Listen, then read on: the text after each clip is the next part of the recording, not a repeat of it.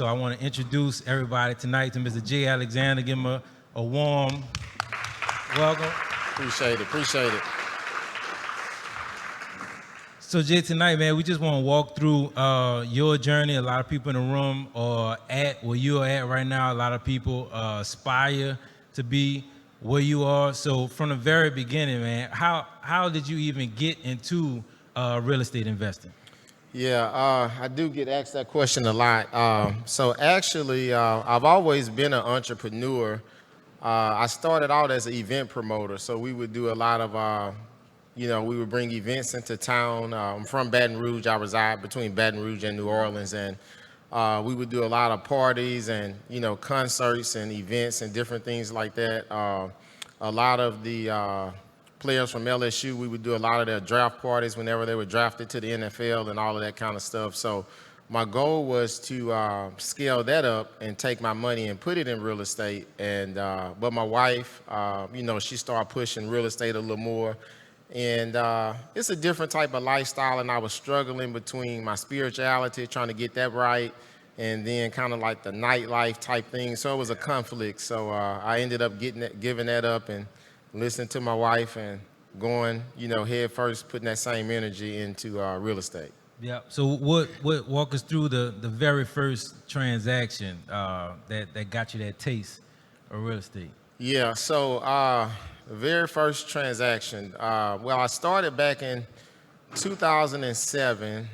May have been around May of 07. I got my LLC set up, tax ID number, and all of that, and we start, looking for deals. And at that time, you could get deals off the MLS, crazy enough, right? You can find deals off, back then. And so I had a couple different agents working for me. Long story short, this was just with me, reading Rich Dad, Poor Dad, reading, listening to audios and reading books, no type of coaching or training, just trying to, find my way back then. Social media wasn't big. You couldn't just look up YouTube and find a gang of information back then. And it was hard to find, like-minded people that would share information like it is now. Yeah. But, long story short, I did find a property that was in Baker, right outside Baton Rouge. I don't know if anybody's familiar with that. So I found that property, and it was a total disaster, man. The property was only like 800 or 900 square feet. And it took me over a year to rehab that property. And man, it was a lot of growing pains. I thought I was gonna end up in prison behind that, dealing with a shiesty contractor, disappeared on me. I learned a lot from that deal. Yeah. But long story short, we ended up listing it, and it didn't sell when we were supposed to sell, so we took it down. I refinanced it, pulled out the money that I had in it, and I still got it as a rental today. Yeah. So this was your very first deal, right? So yeah, very first deal. How did you even learn how to underwrite that property to pull the trigger to say, I'm going to buy it and I know I'm going to make money? You remember how you underwrote it? Yeah. I'm trying to remember, man. It was just basically from books and audio stuff that I just listened to and tried my best to educate myself. Okay. And, bring contractors out, look and see where I needed to be on the purchase price, look up the comp. So I did the normal stuff. I think where it got crazy at was that the contractor sold me a dream on what he can do the property for, and he couldn't perform on what he told me he can do it for. So what's the lessons learned on that first one? Oh, the biggest lesson, and I never forgot that lesson, is you always want to be behind on payment and the work ahead of the payment. If you can never, and I know because I've been on the construction side before as a contractor, but try not to give any money up front. You want to have the work ahead and the money is behind. So when they perform, then you pay. When they perform, then you pay. Yeah. And I did the opposite. And so then you don't have that leverage, so you lose your leverage when it's the other way around. Yeah. And you don't want to, you don't want to pay too much when it's time to pay. You want to set benchmarks and say, okay, so when you hit this benchmark and all of this is done, at the end of this week, this is the draw you're going to get. If that's not done, then we can renegotiate on what you want to get. So that way it's an understanding and everybody's on the same page, because if something does happen with that contract and you have to, release him from his duties, it'll be easier for you to get somebody in there and finish it up. But if you paying too much, Yeah. it's going to be a tough one to get somebody in, because it's always going to be more expensive when somebody comes in behind somebody else. So you just want to be really careful with that, So what was the end result? Did you made money or lost money on it? I'm still making money on it, Okay. and that's what was amazing to me. I came from event where we put thousands of dollars in the event, and it could rain, and you expecting 500 people, and 75 show up, Right. and so you take a hit, and I'm like, this is like nothing risk-wise compared to where I came from. So the real estate is entirely different from that other business, So Yeah. so even with everything going wrong, we still came out on top. I still was able to refinance, pull out my cash, and like I said, we're still renting that property today. Since 2007. Yeah, Oh, that's good. yeah. So was that strategic, the cash out? Yes, it was. At that time, I didn't know anything about, private lending. I didn't know anything about commercial lending. And I went FHA with that property, man. And I put money down, and it's set up on a 30-year. It was in my personal name. All the crazy stuff that I didn't know that I know now. Right. Yeah. So Tell us, how did that impact moving forward? So at that point, how long was it till you got the next one? let's see. What was the next one?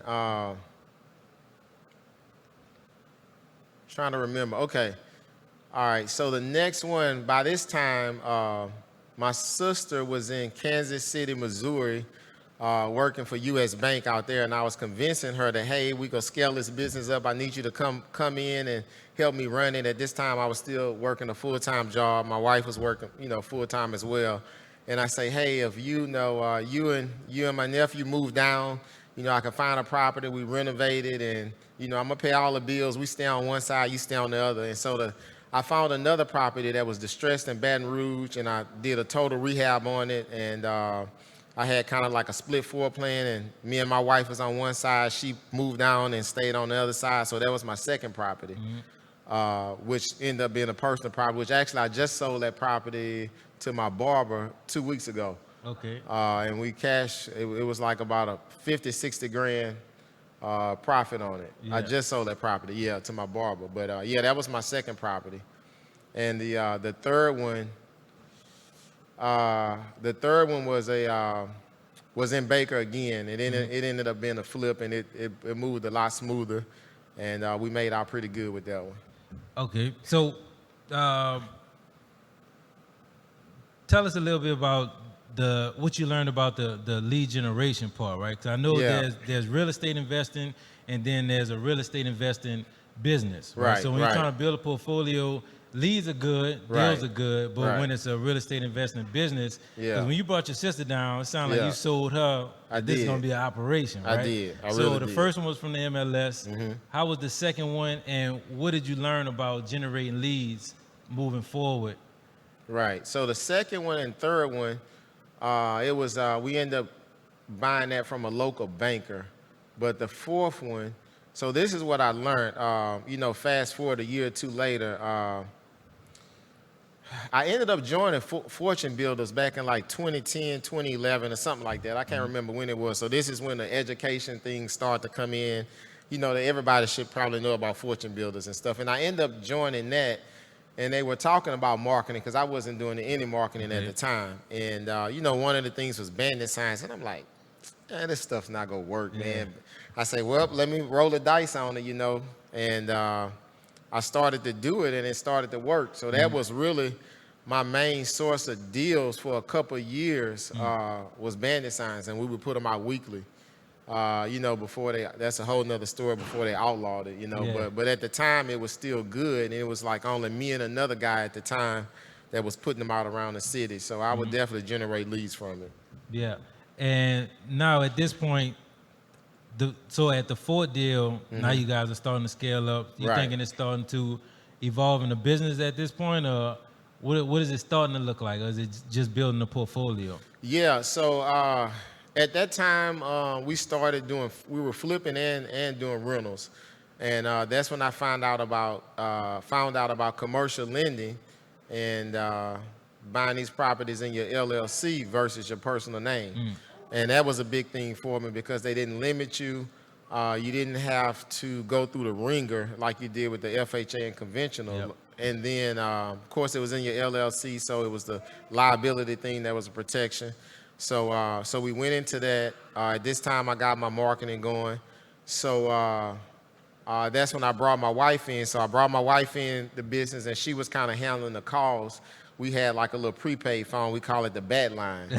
And so she would answer the calls, the bandit sign calls that come in around that time. Short sales was starting too. So I was teaching her, how to do the short sales. So we were doing short sales and that type of thing. So it was us three. Eventually, she was able to leave her job. And so I was still working, and I had both of them full-time in the business while I was still working my 9 to 5. What? Oh, so okay. I didn't know you were working. I thought you were just promoting. Then you quit promoting and became an investor. So you still working and doing all this at the same time? Yeah. Where you It went at? for a while. I was at AT&T. I was a sales manager at AT&T. So what did work-life balance look like? Oh, man. So at that time, I had my wife and my sister full-time. But on weekends, it was strictly like after I got off work, and weekends was strictly real estate. Yeah, like every weekend. Like Yeah. on Sundays, we looking at properties. Saturdays, we looking at properties. I'm getting off work, we working it. Sometime I was sneaking off on my lunch break, going look at properties, trying to. So that's all it was. And at that time, I was a lot younger and stuff. So, it was hard to kind of do a work-life balance. But I did promise my wife that once I was able to leave the full-time job, it was going to be some things that I put in place that I have in place now. There's some non-negotiables around time and stuff like that. It looks a lot different now than what it did initially. Yeah, and I want to talk more about building out the real estate investment business side, because the real estate investment is good. So what did cash flow look like back then? So of course you have your job. So Right. if it was only rentals, then you only have to worry about the rentals cash flowing. Yeah. But you have marketing, you building out a staff. Right. Then you got other expenses, and you got rehabs going on at the Right. same time. So Yeah, I did. what did that juggling act look like back then? It was definitely a juggling act because so my sister, she was my project manager and my property manager. So I trained her on, running the jobs with the subs, and also property manager with handling leases and maintenance. And also that was her part of the business that she handled, which she was really good at that. So, that helped out a lot. At the same time, I still had my W-2 income. So that's what really helped while I was, building it up, as opposed to just cold turkey. Yeah. So I think that was the big factor. I still had that W-2 income at the time. Right. So Yeah. as far as the flips and the rentals, the proceeds from that, were you putting that into the business for marketing, or were you keeping it as reserves, or It was having to live off it? It was a combination of all of the above. At that time I was paying my sister a salary. So, I had salary, I had marketing, I had expenses already. So, I had to pay for a lot of stuff like that. And also, I was paying for her for health insurance and all that kind of stuff too. So it was a lot of things that factored into it. But, you still take a little bit of that to splurge, to let them see that, this is from your hard work, different stuff like that. So I would do different things for them, as well. So it wasn't all back in the business. I did take a little bit and do some different things with it. Yeah.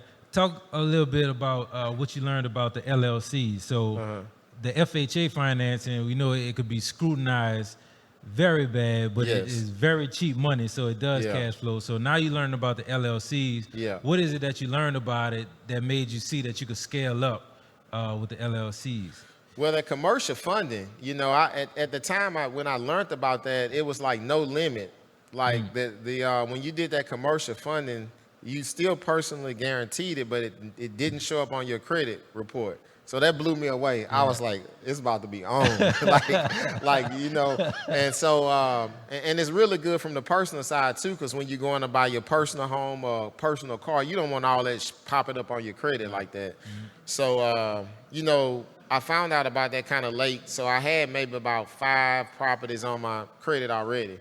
But after that, all the rest of them was strictly, in that LLC, in the commercial funding.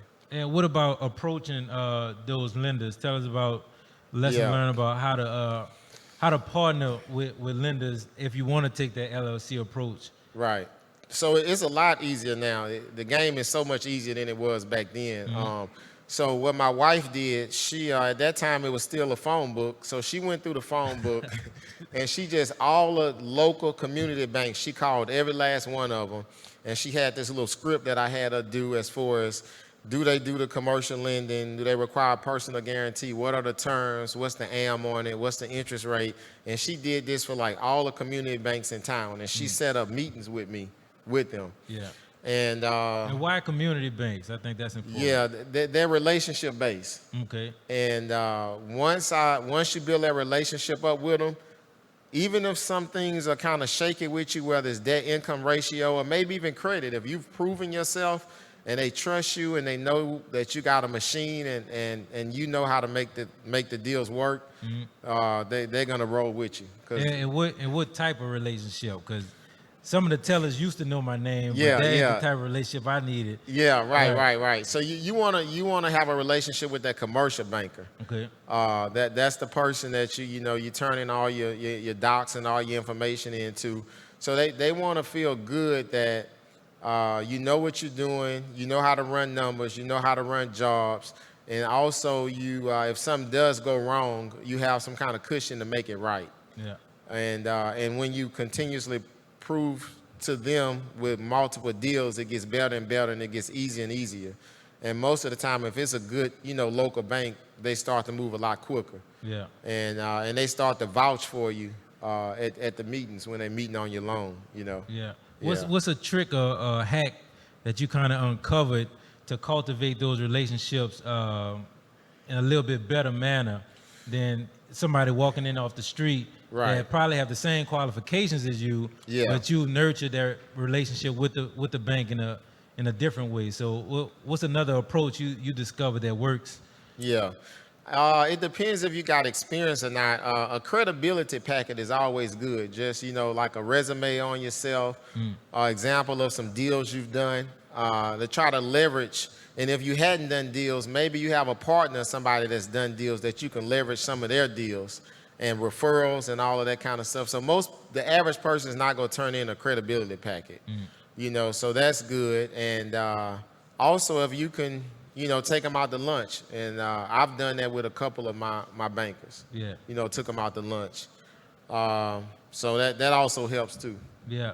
So now we're moving forward. You building out this family business. Yeah. Which is sister, your wife, you picking up speed. Right.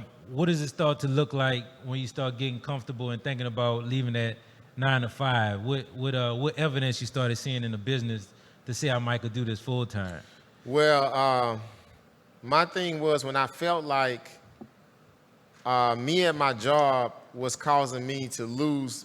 When I started to feel like I was losing more money being at the job, that's when it was a deciding factor for me. When I was missing, couldn't get to certain deals, couldn't get back on the phone with the seller at the time. When that started to happen a lot, and I was comparing to, those deals that I could have had, and then on top of that, I was kind of analyzing, was I enjoying my job? I learned so much at that job, life lessons that I would never, I would do it all over again, but it was a very, very stressful job, So it's different if you got a 9 to 5 and you like what you do and you can build a team outside of that, drain that W-2 as long as you can. I would recommend that. But if you're unhappy and, it's different. And it was pretty stressful. Yeah. Yeah. So tell us about that first day when you resigned. Yeah. Wow, that was a good feeling. So I think that was 2012, 2013. So that was from '07 all the way up to 12. So that didn't happen overnight, you know. But it was a good feeling, man. At that same time, it kind of worked out because they was getting ready to close my department down at the same time that I was getting ready to leave. So it worked out. So I ended up getting like a little package, man. Like it was really, it was really nice, man. And I took some of those funds and went, and because I was always a car guy, man. Crazy enough with me trying to run these jobs and having a car, a two-door car at that. So I went and bought me a F-150 and got it wrapped. You know, we buy houses and all that stuff, man. And I hit the ground running, you know. And I will say, I guess, kind of scaling up something that was eye-opening to me. Two things that was eye-opening to me that I found out, you know, through educating myself with, like, the Fortune Builders thing. One of them was, I'm like, how can I start to have multiple deals going at the same time and, you know, get these deals? Because even though you're going through commercial lending, when you're putting the offer in to these agents, it's not the same offer as when you got cash. And so I found out about this private lending, man, you know, through the little Fortune Builders thing and all of that. And so I picked up some private lenders. And I also discovered, you know, salespeople, acquisition managers. I had never even thought about that. And so I ended up picking up my first acquisition manager too. And I think between the private lender and me picking up an acquisition manager early on, that was a key moment to helping me, you know, scale up. How did you figure out how to prioritize your time? So you're leaving this 9 to 5 where your time is kind of regimented. And now you go into your own business where you could really pick and choose what to do with your time. How did you learn how to get the highest and best use out of your time to make your business stronger? That's that can be difficult early on. So my whole thing is, you know, right now I try to plan my day the night before if possible. If not, I'll do it that morning. But just looking at everything and making sure I focus on the money-generated activities that's directly related to the money, you know, that's going to produce income. Because a lot of times you can get caught up in some stuff that's way down the line that's not even directly related, you know, to money-generated activities. So I think that's the thing. If you got a to-do list or whatever you're trying to get done for the week, look at the high-effective money-making activities first. Well, you know? What's an example of that? Because you could have somebody that invites you to lunch, like you said, with the commercial and have somebody invite you to something else. So what's the example of something that you would identify as money generating and you would pick one over the other? So I may have an example of, okay, I got the lunch that I need to do with this banker. I know that's important as far as, you know, building a relationship. But then at the same time, if I got this acquisition person and they need help underwriting some stuff to see what the offer is, I'm gonna feel like me underwriting this deal for them so we can get the offer out as quick as possible. It's gonna be more of a money generating activity than me meeting with the banker. However, both of them are important, but me underwriting this deal to get that offer out to my acquisition guy would have been more of a money generating activity. So you would schedule that and probably defer the lunch or reschedule it. Talk to us about team building. So now you full-time, and you already have the family structure, and family already have his own culture, right? So tell us about that first person that you had to bring in outside of the family and then train them on your pinnacle, your company culture. That's something else, man, because as an entrepreneur, you paint a picture and a vision for them. So you bringing anybody on, you got to tell them what's in it for them. Where you trying to go within the next year, within the next 3 years, within the next 5 years. So you got to paint this vision for them where they have opportunity to grow and that this is a ground level situation that's happening here. So that's one thing that you have to put in place. I really like the idea of, you know, putting core values in place that, you know, this is what we stand for. We hire and fire based on these core values. You know, I really like to kind of, you know, put that into play.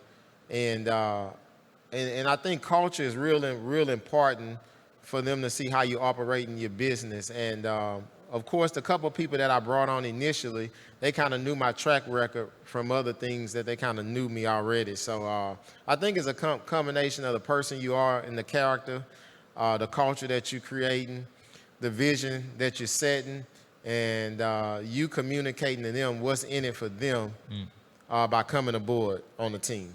Gotcha. And now this is a real estate investing company. So now as far as the actual real estate, because it's the operation now, what type of lens are you looking at these deals now? Because if it's investment only, it's a certain underwriting criteria, but now as an operation, how do you kind of view different properties as they come across your table now?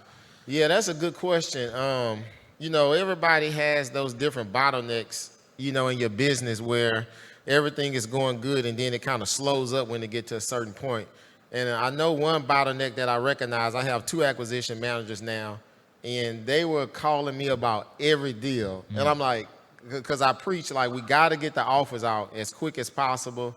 You know, it's competitive. We got to analyze these deals. And I said, you know, I've trained everybody good enough where I trust you to get the offers out. If you make a mistake, that's fine, but you can't come to me to look and underwrite every deal. Right. You know, now the ones that you're stuck on, that's fine, but you shouldn't be coming to me, you know, for everyone.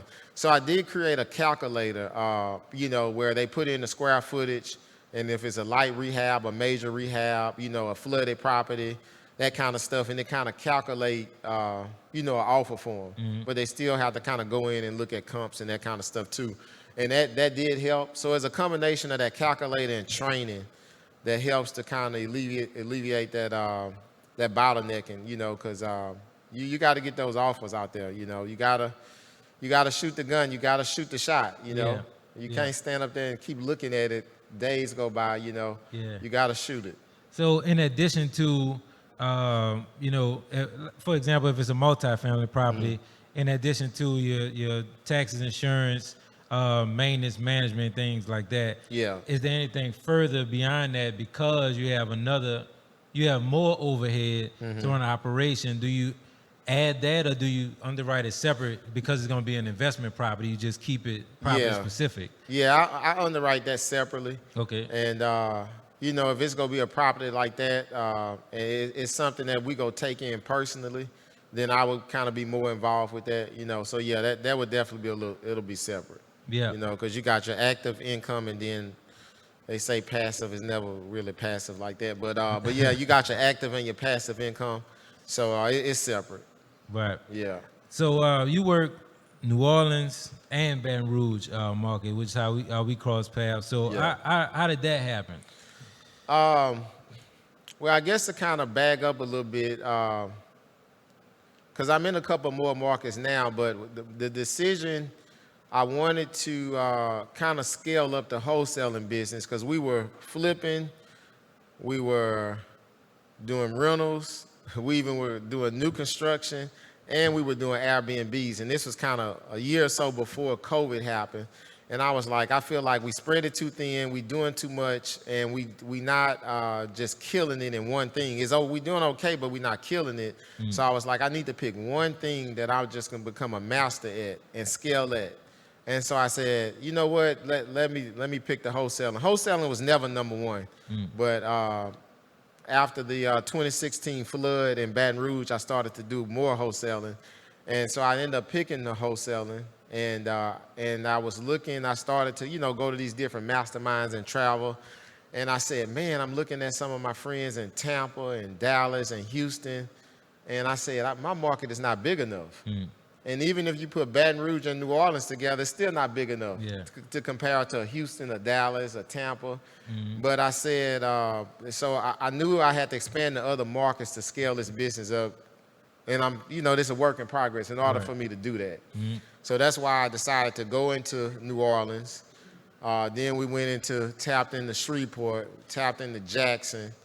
And we're in about 8 or 9 different states right now, but the primary thing, it is Baton Rouge and New Orleans is my back market. It's a lot easier, but we have done deals in, Birmingham, Alabama, Columbus, Georgia, Tampa, Shreveport, Jackson, Mississippi. So With our type of situation, if you really trying to scale this thing up, you got, that's just my opinion. You got to try some other markets because our markets are small. Yeah. Yeah. So now with a ramped up business, what's some of the things you think you overlooked before you went full time? That I overlooked before I went full time. Yeah.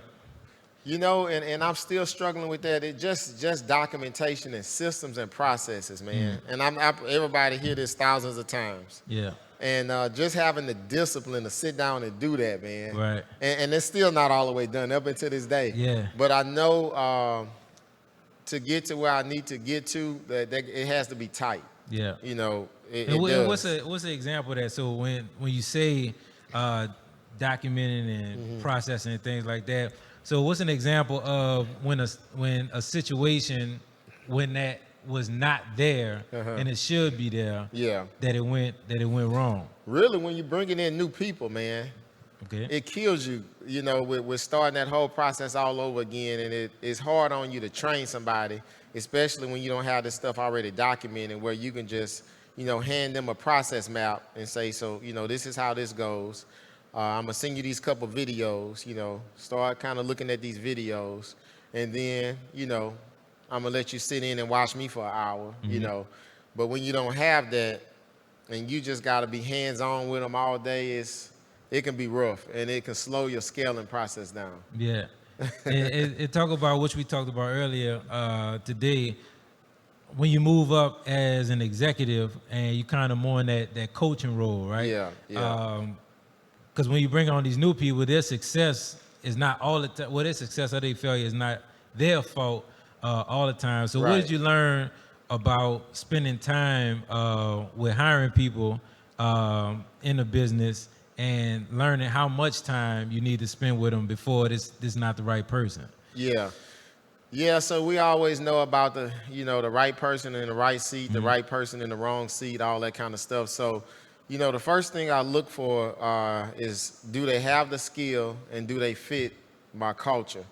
Because I got a lot of people that I can call that can come aboard that's beasts that I know can scale me up quick, but they probably go destroy the culture. Yeah. They may not have integrity. Yeah. They may stealing deals from another person, Yeah. and you just don't want that. So it's a balance of skill and finding the right person. So you don't want to move too quick on that, and you want to make sure you give them as much support as possible, before you kind of let them loose on their own. And, make sure that they feel good about it. And sometimes you do everything you can and it still don't work out, and you just want to make sure you gave it your all. Right. Yeah. And why is that important?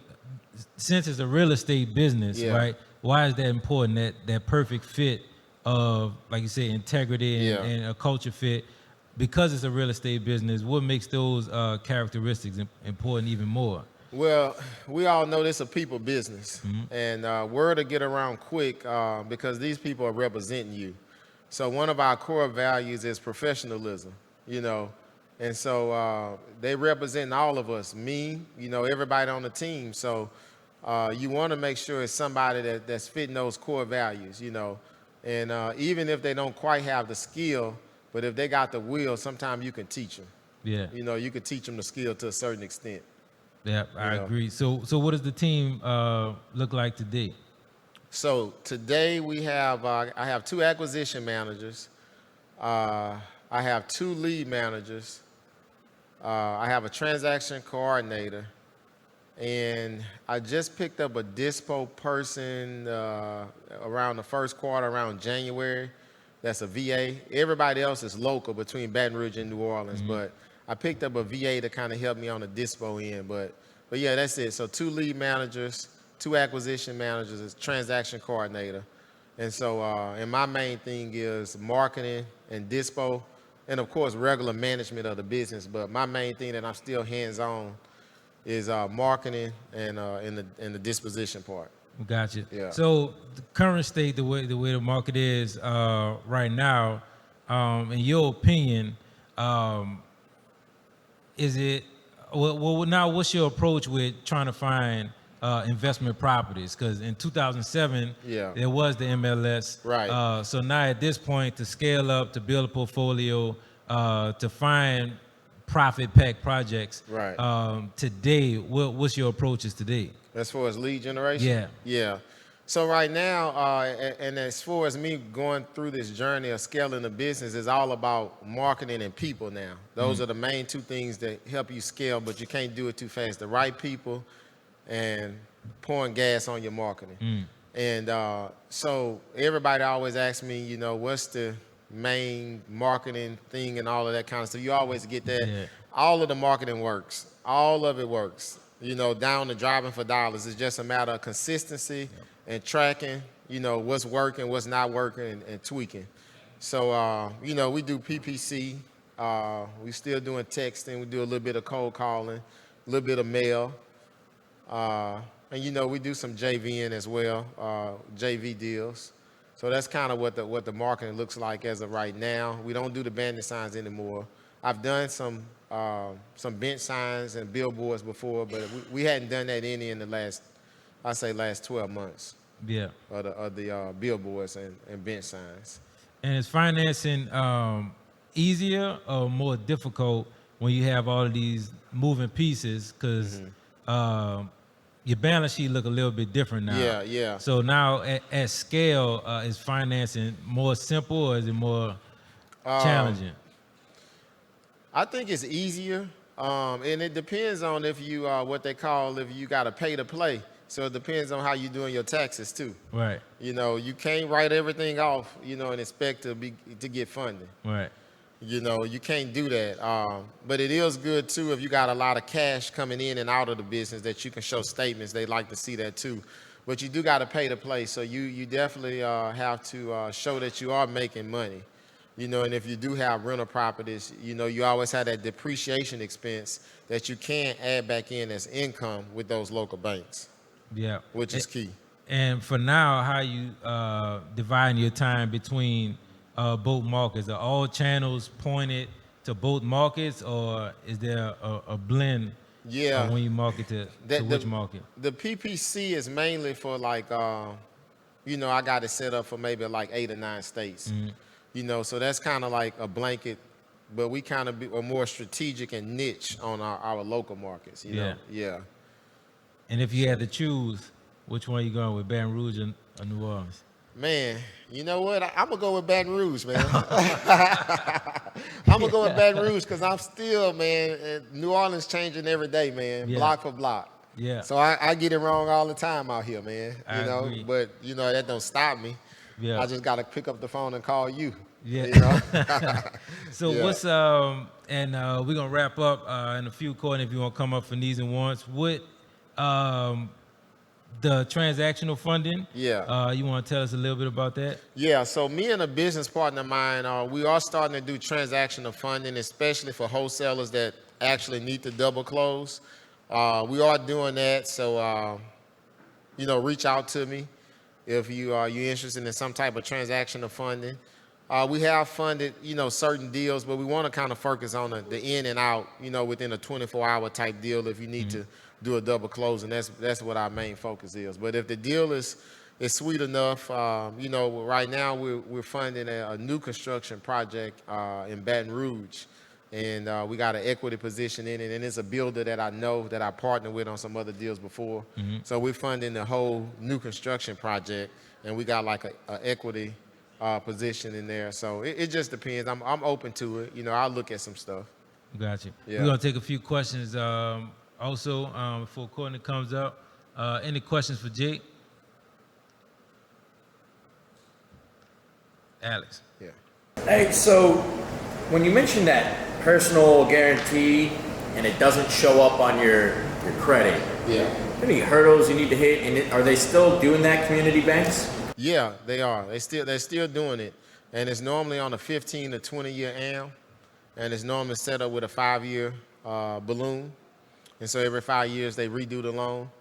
But as long as you keep those payments on time and everything's good, now if you mess up because you sign that personal guarantee, then they can come after that personal credit. But it's just really good to be able to do that in the LLC and have it not show up on that personal credit. That's a strong play. Yeah, but they have so many lenders besides local banks that's doing that now. But before, back then, it was only local banks. You know, money's a lot easier to get right now than what it was years back. Yeah. So my question is for LLCs and getting a commercial loan, are they factoring like business credit as well, or like how do you get started with your first LLC? Yeah, that's a good question because, you know, when you first getting in, you hear a lot of people, and that stuff works too, but with the local banks, it's different, you know, about getting the Dun and Bradstreet number and starting with like the little Staple cards, the little Home Depot cards. The local banks, they don't care about that. They just, they don't even report to none of that stuff. It's crazy. Yeah, but they, you know, they do look at your personal credit to make sure it's solid, make sure you got some kind of income. They like to see, you know, they go ask for like a balance sheet. So, you know, you got some reserves. If something happened with the rehab, you can, you know, kind of step up with it. But yeah, they don't even care about none of that stuff, you know, with the local community banks, which I was shocked, you know, but it is a place for that business credit too, that I hadn't really fully tapped into. But it is a place for that too, that they got companies that specialize in that. And if they see a reporting on that, that helps too. But with the local community banks, the ones that I've dealt with, they don't focus on that at all. They don't even report to it. And what's you mentioned Dun and Bradstreet. I know a lot of people know about EINs. Yeah. What's Dun and Bradstreet? Yeah. So it's kind of like Experian and Equifax and all that stuff is for a business, similar to that. But it's kind of like a third-party company that kind of reports to these people for you, and it's a Dun and Bradstreet number, kind of similar to a tax ID number, and it just kind of helps with building your business credit. So, you know, I have a Dun and Bradstreet number, and that's something that I need to work on more. I started to do it, and when I found out these commercial banks, you know, wasn't doing that, I kind of put it to the side. So I can't really speak on something that I'm not doing, and I hate when people do that. There's so many people out there that speak on stuff, so I'm gonna be transparent. Like I may not be a good person to ask about that. I'm real surface knowledge on that. Yeah. Yeah. Bob, you had a question? Yeah, earlier you mentioned about work-life balance, and you said you had some non-negotiables. Yeah. Can you share a couple of those? Yeah. So Saturdays is all family day. You know, every now and then I may make an adjustment if need be, but it's family day. You know, me and my wife and my daughter, so it's strictly all family day. Sunday, you know, up until maybe about 3 o'clock, between, you know, service up until about 3 o'clock. Then after 3, you know, I kind of start getting prepared for my week. And every Friday night is date night. So those are things that just, you know, non-negotiable. Yeah. Yeah. Question? Yep. You said you do a lot more wholesale. What about like construction loans and stuff like that? Yeah. So when I was speaking about these community banks, all of my loans were construction loans. And I'm sorry, I didn't mean to. I should have added that. So all of them were rehab construction loans, all of them. And before I even knew what a BRRRR method was, I guess I was doing that the whole time. Like I had never like a BRRRR. What is that? Oh, I've been doing that, man. It's 07, and you know, they just created another term for it. But yeah, that's what I did. That's what I did with all of those deals. It was just the BRRRR method. Yeah. Perfect. Well, we Hey, appreciate Jay, your do you mind time. clarifying? You did ask about your transactional funding. Would you right now fund a new construction loan? Oh, you talking about that for new construction?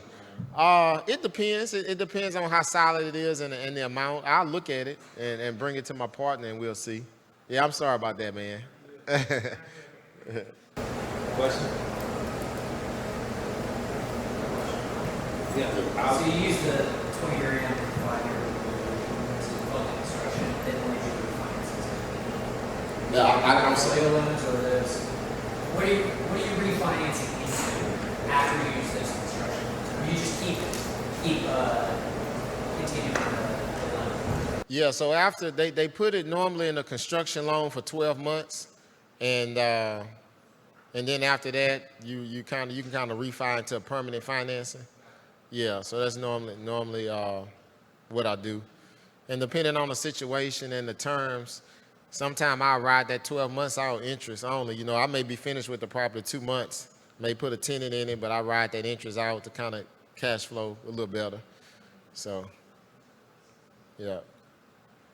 That's it. Well, Jay gonna stick around and talk to everybody. We appreciate you. How can everybody get in touch with you about deals, transactional funding, just to build a relationship with you? How can we get in touch with you? Yeah, so you know what? I'm trying to step my game up on social media, man. I may need her to help me out with that, but let me see if I can find my Instagram thing here. I don't even wait. Let me see if I can tell y'all what that is. No, I don't think so. Somebody else set this up for me. So it's gonna be so it's Pinnacle Homes. It's PINNACLE Homes HOMES LLC. Which platform is that? 504. So Pinnacle Homes LLC 504. Which plat was that? And that's Instagram. Okay. Yeah. Now on Facebook, you can just put in Jae Alexander. I should come up. Okay. Yeah. I guess. Is it a name for that for Facebook? Man, I'm not sure either, man, but he is in a group. So if you just add Jae Alexander in the Westbank Real Estate Investors Group, I know he'll pop up. So you can get in touch with him that way. Also, or you could just reach out to me if you can't find him on any one of those. If you're spelling his name wrong, or whoever set that up, put 2 E's on the end of your name. Oh, they did? So I don't know. They? I'm just saying if they can't. Oh yeah, it's JAE. Yeah, JAE and then Alexander. Alexander. And you should see Pinnacle or whatever, and that'll be me. All right. Thank you so much, Jae Alexander. Everybody, thank you again. Appreciate having me, man.